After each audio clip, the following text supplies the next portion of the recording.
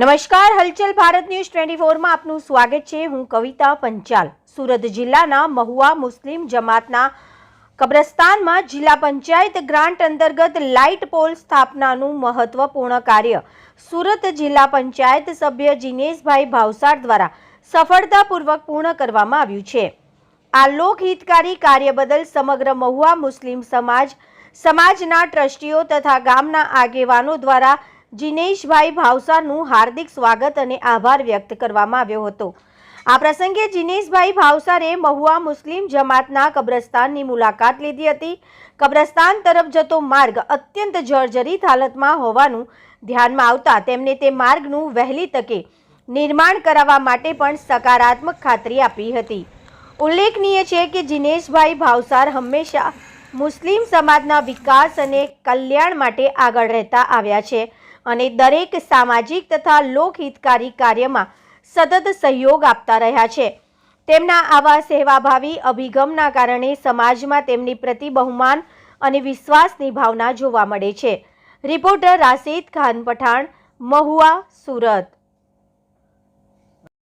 મારી ફરજમાં એવું બધું તમારી નિભાવી એ બદલ મહુવા મુસ્લિમ સમાજ તરફથી ખૂબ ખૂબ અભિનંદન, ખૂબ ખૂબ આભાર। સૌને નમસ્કાર। મારા જિલ્લા પંચાયત સદસ્ય તરીકેના કાર્યકાળ દરમિયાન મારા વિસ્તારમાં આવતા તમામ મંદિરો, સ્મશાન ભૂમિઓ અને કબ્રસ્તાન, ખાસ કરીને મારા મહુવા મત વિસ્તારમાં આવતું કબ્રસ્તાન, એમાં મારા મુસ્લિમ સંપ્રદાયની જે લાગણી હતી, પેવો બ્લોક અને લાઇટની સુવિધા, જ્યારે રાતના પણ દફન વિધિ થયો હોય ત્યારે લોકોને તકલીફ પડતી હતી, એમની લાગણીને માન આપીને મેં મારા પ્રયાસો થકી મારા ગ્રાન્ટમાંથી આજે ₹2 લાખ રૂપિયાની સ્ટ્રીટ લાઇટ અને 2 થી 2.5 લાખ રૂપિયાના પેવો બ્લોકની ગ્રાન્ટ આપીને એમની ઈચ્છા જે હતી મેં પૂરી કરી છે। આખા સંપ્રદાયે જે મને સહકાર આપ્યો એ સંપ્રદાયના સહકાર થકી મારી જે લાગણી હતી એ લાગણી મેં આજે રજૂ કરી છે। એ બદલ હું સમાજનો અને સંપ્રદાયના મારા મહુવા મત વિસ્તારનો ખૂબ ખૂબ આભાર માનું છું। આપ સાહેબ પ્રમુખ શ્રી, 2 શબ્દ। મહુવા મુસ્લિમ જમાત તરફથી હું પ્રમુખ તરીકે અને ગામ તરફથી દિનેશભાઈએ જે અમને સાથ સહકાર આપ્યો એ બદલ ખૂબ ખૂબ આભાર માનું છું અને પ્રગતિના પંથે તમે બી આગળ વધતા રહો અને આવા નાના મોટા કામો કરતા રહો એવી અમારા તમારી શુભકામના। Thank you very much.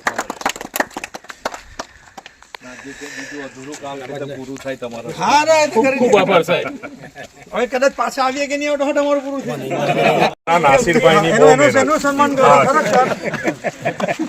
એને મેં એક ફોને કીધું ને માણસ અહીંયા ઉભો રહ્યો, પેલા લોકો બધું કામ કર્યું, જગ્યા બતાવી, બીજું બધું આખું બંને મસ્જિદો આ સામાજિક સેવા પણ કાફીમાં મોટું છે। સામાજિક સેવા કરે જ છે, એના પપ્પાથી ચાલતું આવ્યું છે અને હમણાં અહીંયા પૂર્ણ થાય છે। આજે ફોનમાં વાત ખૂબ આભાર। 4 સાલ બીજા કીધું જોઈ લો પછી